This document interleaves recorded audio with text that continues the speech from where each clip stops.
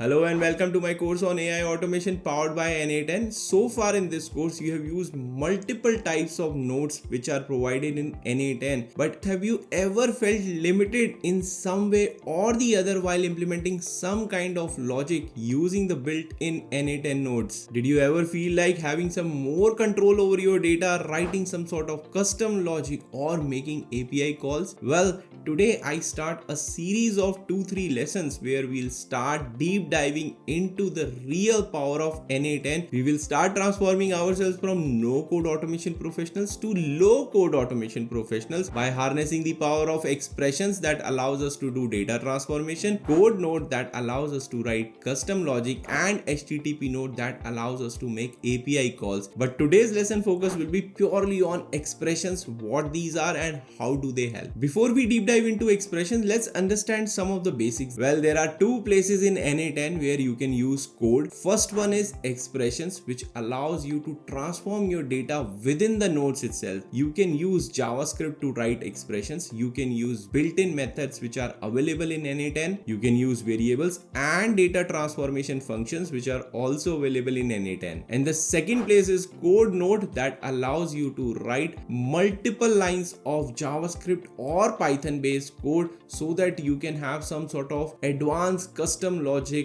built into your workflows. Now let's look at them one by one, and in this lesson we'll completely focus on expressions. So what are expressions? Well, like I said, expression provides you a convenient way of transforming your data within the n8n nodes without writing extensive amount of code. Secondly, expressions allows you to dynamically access data from previous nodes, entire workflow execution, or from the n8n workspace in the form of variables. And thirdly and finally, they support JavaScript execution, Luxon library for having some datetime transformation on your datetime variables, data, and JMeS path for querying JSON data. Now let's get to the screen share and see them in action. Alright, as usual, I'm logged into the cloud instance of my n8n workspace and I have created this new workflow. You can see it says my workflow. I'll just rename it to expressions and I'll just save it, right? So over here we are going to add a trigger first. Let's just add trigger manually, and what I'm going to do is add some sort of data on which we can perform these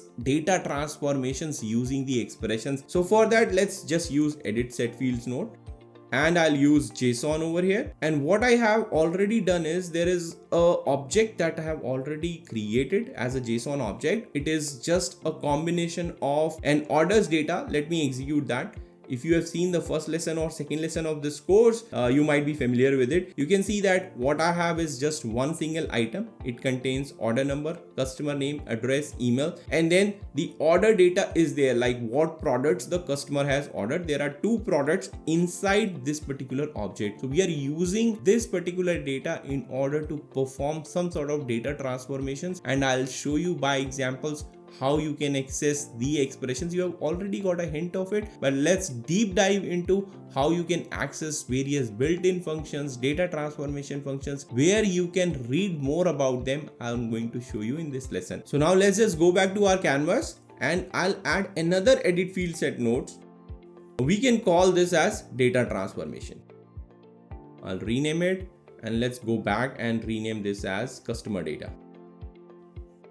So in this workflow, you can assume we are getting some sort of customer data from somewhere. You have seen already many examples of how you can fetch that kind of data or how you can create some sort of mock data. I'm going to have a detailed lesson on mock data creation later in this course. But for now, we have created just a simple order data and we are going to do some sort of transformations in this data transformation node. So the first and important thing is, how do you access the expressions? You have already seen that, but let's go ahead and add a field called customer name. And it is string. So how do you access the expression? So if I click on it, you can see this fixed is there and then there is this expression is there. So the moment I click on expression, you would see that I have the ability to write some sort of code. And how do you write some sort of a code? Is using this double curly braces. So if I open up double curly braces, you would see that I have started getting access to some sort of code, and at the bottom you can see anything inside these double curly braces is JavaScript. So that is how you access the expressions part of the code. Remember, expression only allows you to write single line of code. I'm going to show you in the example as well later on how it differs from code node. So stay tuned till the end of the lesson, but for now let's come back over here and let's try to just drag and drop the customer name.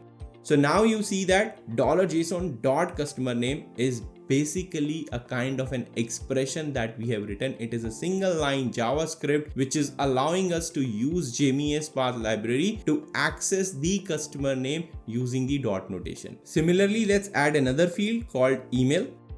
In this case, I'll show you another example of how you can access the same type of variable in a different way. So I'm going to click on this expression. Again, double curly braces, we have access to the code now. I'll use JSON over here. Now, instead of using the dot notation, what I can also do is you can write these square brackets, and you can now see that I have access to all the properties which are there, and I'm interested in email. So I can write this and I'll just delete the last one. So you can see that now email is also showing as johndoe@GenAI So there are two ways of accessing these properties. One is the dot notation and other one is using the keys in the JSON object. Now let's make it a little difficult and try to access the name which is there in order, products and product 0. So how are we going to do that? One thing is you can easily drag and drop over here. It would work, but I'm going to show you using the expression again. So if I click on it, now I have JSON over here. I'll write dot. So this allows us the entire object over here, and then we have an order object inside it. So I'll click on order as an object, and then you can see that we have products array in it. So if I click on products, so it allows us $JSON, .order, .product. So we have got access to both the products, but because it's an array as it is being shown over here, you have to use index to access the first element. And now it is telling us that you can access the 0th element over here. And now you can see that the object properties with key value pairs are being shown. So I'll just write the name over here. And this would allow us to get to Y phone, which is the name of the first product that this customer ordered. And like I already told you, this is JMeS syntax for querying the JSON data, and you can write similar way. If I just expand it, let's write it in a different way, and I'll say this, and then we have JSON over here. And again, like you can see that I have access to all the properties over here. So I'll access the order here. Then I'll start another square bracket, and you can see I can access the products as well. So now I have products access, and now I can say 0th or 1. I'll use the 0th, and then we can say name. Okay. So you can see that using this kind of expression as well, I can access the same value. First one is JMeS syntax of querying JSON data. Second one is using the keys which are there within the object of the JSON to access the value of the final property that you want to access. Now let me delete that. So now we have just customer name, customer email. So far we have seen very simple examples. Now let's start some sort of data transformation on it. So for example, over here I have customer email. Okay, that's fine. But let's suppose from the email I want to extract the company name, which could be domain name which is there. So let's see company name. Now I have value. I'll click on expression, double curly braces, then JSON is here, and then I'm going to access again, the email. So now when you access the email, if I click on dot, you would see that I have some methods being suggested over here by default. These are called built-in methods which are available in n8n that allows you to do some or the other form of data transformation. So here, what kind of transformation we want? We want to extract the domain name from the email, and there is already a method that is available which n8n calls as extract domain. So if I just click on this extract domain, you would see that I can get an access to GenAI Unplugged.in. However, we can also do it in another way, like if I just copy paste it and let's put it over here, and then like I'll delete this. Apart from these built-in functions, you also have access to the JavaScript based functions, which is, for example, in this case, this email value is being returned as a string. So I have access to all the string functions which are available in JavaScript. One of them is split. I can basically mention where it needs to split. So in this case, I'll just mention the parameter as @. So now you would see that @ it has split our email into John Doe, GenAI Unplugged.io. So this JavaScript based string function will return us an array based on the character that we have given it as an input. It will split the entire string and return everything as an array object. So now we know that 0th index has the name of the person, and by any kind of email, how it is formatted, after @ is where the domain lies, and before that the username or whatever you choose to write as an email address for yourself, that lies. And hence I'm going to use 1 over here, and it would basically return us the GenAI Unplugged. Alright, so you can see that as soon as I deleted the extra square bracket, so now both these expressions are returning us the same value. With this example, I just wanted to show you that although you have access to all the inbuilt JavaScript functions, however, in n8n there are many built-in functions such as extract domain as well that you can apply in various scenarios so as to make your job easy, so that you do not need to think about how you need to split it, where you need to split it, such kind of logic. You can just use these built-in functions to do data transformation on your data. Now let's look at some more examples of these built-in functions. So I'll close this. Let me delete this as well. Now let's look at an example where we want to find out whether there is an email in the record set or not. If there is no email, then we want to specify no email found as an input to other nodes which are going to follow in the workflow. So let's say is email found. We will leave this as string. Over here, I'll click on expression and I'll just expand it so that it becomes very clear. Let's start writing. Here, I wanted to show you another function that says if empty. So if I use this, it is directly available over here. We want to check the value whether that is empty. In this case, it will be email. So I'll again access the email $json.email. So this is returning us email, and then I'll say comma, and we can say that what is the value that we want. Email not found, right? So in this case, because there was an email that is there, that's why this function is returning us an email. Otherwise, it is going to return email not found. Let's quickly test that out. Let's go back and delete the email from here. If I just empty it out, okay, let's execute this. Let's go back, and now let's execute this step.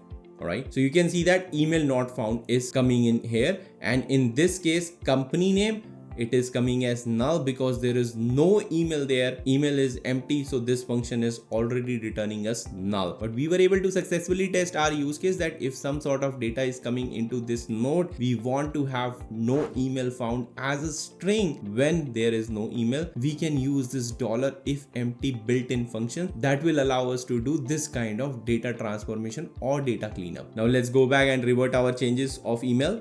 So I'll just paste it over here again.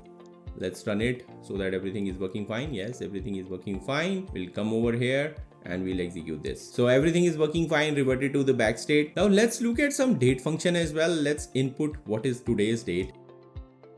But today's date I want in a particular format. Let's leave the type to string only for now. And again, I'll click on expression, double curly braces. You can see that I have access to a $now, which returns us current date as well as time. And the date that you are seeing right now is 2025-06-25, and then time is there. I don't want that. I just want the part of the date and also formatted it in a different way. So what I can do is if I write dot, you would see that there is a method which is already being suggested format, but there are other methods as well, like minus, plus, diff2, extract. All these are built-in functions from n8n and the Luxon library that allows you to perform date-time transformation on your date-time data. So in this case, I want format. So I'll just specify. By default, it will allow me YY, MM in caps and DD. So that returns the date part and it has removed the time part of it. However, if I want to have DD over here and then MM at the last, I can do that as well. So now it is returning as 2025, 25 and 06, which is like YY, DD, MM. Similarly, you can change it as MM, dd, and then over here you can say y. And it is not necessary to just have y. I can just remove this and it says 062525. So you can see that all this sort of date time transformation can also happen with the help of expressions and built-in functions. And by the way, in the n8n's official documentation guide, you can find all the list of all these built-in functions which are there. And if I quickly show you around, let's open this built-in functions. So this is the URL. I have provided the link in the description of the video as well. So built-in functions and variables, you would see that there are so many of them, like current node input. If I click on it, it would allow us to get to all the built-in variables or functions which are there. It also specifies whether it is available in code node or not, and I'll quickly show you how expressions differ from code node as well shortly. But you can have all these built-in functions or variables applied to the current node input. Similarly, if I open up output of other nodes, you would see that you can access the output of other nodes by specifying dollar and then in the brackets, and within the quotes you can have the node name, and then if you write dot, you would be able to access the data from the previous nodes which are there, instead of using the $JSON, which allows you to access only just the previous node, not the previous to previous node. If I go back, you can have date time. We just saw an example of it. Again, date time, the variables are dollar now and today. However, if I go back over here and you click on this data transformation functions, when I click on dates, you can see that you have list of helper or these built-in functions that you can apply on your date variables in order to transform data. And from here you can see that there are many types of data transformation built-in functions which are there. On arrays, you can have average, you can have chunk, you can compact, difference. Similarly, on booleans, you can use to_int to convert false to 0 and true to 1. If I go to the numbers, you would see ceiling is there, floor is there, formatting is there, and then is even, is odd. All these functions are there. On the objects as well, you would find is empty, you can merge them, has field, which is also an important one, that if you have to check whether a field is returned or not in an object, you can straight away use this built-in method instead of writing your own piece of code and checking whether that particular field is there in that data or not. And lastly, you have a list of string functions as well. Extract domain, extract email is also there. You can extract URL or URL path as well. You can create hashes as well, and all these methods are supported to create hash of a string or from a string, whether it's a domain, it's an email, whether it's empty. All these built-in functions are there. I would encourage you to go through this library, and first, whenever you are trying to do some sort of data transformation or data cleanup or data comparison, you should look into if there is a built-in function there or not, and whether you can just use expressions so that you can avoid extensive lines of code in code node. Now let's come back to our workspace and let's go back to our canvas. So far in this lesson, we have seen how to write single line expressions, single line of code as expressions, I would say. But what if you want to have multi-line of code, whether the expression allows or not? Let's take a look at the example of extracting the date using either an expression or your custom code. If the built-in functions are not there, or if you do not want to use expressions, can you write within the double curly braces some sort of multi-line code and extract the date out of it? So for that, I'll open this up and we'll go down. It was showing some sort of an error. Let me click on this. Okay, now the error is gone. So now let's try to find how many number of days have elapsed since the beginning of this year till today. So in order to do that, let's add a field over here and say elapsed days in the year. Okay, now I'll just click on expression and I'll open this up. This will allow us to see the code very clearly. First, we will use the expression to do it. So now if I click on now, that will give us today's date. Let's say dot. Then it gives us access to some built-in function. So we have to find the difference. So I'll use the diff2, and you can see that it already populated the first variable as now and days. So that is what we want essentially, right? We want to calculate the difference of today and the first day of the year. However, right now the variable says today's date, so it is trying to find out the difference in days from today's date. So that's why it is returning as 0. So here what we are going to do is change this to the date which is there as first day of the year. However, I cannot specify a string over here. I have to specify a date object. So for that, what we can use is I can have date time, and if I click on dot, so this date time class allows us to access some more methods which are there. So you can see from ISO, and using a string I can create a date out of it. So I'm going to use from ISO, and within this I'll specify the first day of this year as the start date. So it is expecting the date in the YYMMDD format. So I'm going to say 2025-01-01. So this is giving us 175.32 days have elapsed since the beginning of this year. However, if you want to do it with the help of code, can you write multi-line code over here? So in order to do that, let's just quickly delete this, and I've already created a short function which is doing similar to the job that we were trying to do over here, but it is calculating the difference between the two dates. So let me paste that over here, and you can see now it is already saying invalid syntax, even though I have written it for the readability purpose in the multi-line. But something like this, even if I write in a single line, I'll show it in a while, but let's see what this function does. So basically what we are doing is we are creating a JavaScript function called function example. There are no input parameters to it. End date, what we are saying is date time from ISO. This is the end date. The start date is this, and you can see that, like, end date I can mention now, and start date could be the first day of the year. And then difference in months we are calculating, we can calculate the difference in days as well. So it says end date, which is this one, dot diff start, which is this start date, and months. So in order to apply this to our example, so here it would change it from diff in months to diff in days. Here it will say days, and end and start date we can change it accordingly. And at the end we are returning diff in months dot to object dot to string, you can also say. So that returned as a not a date time object, rather as a string which can be printed or used somewhere in our calculation. And lastly, we are calling this function because this was just the definition of it, and you can see that it is in double curly braces, but it is not allowing us to do that. And even if I put them in a single line, let's start doing that.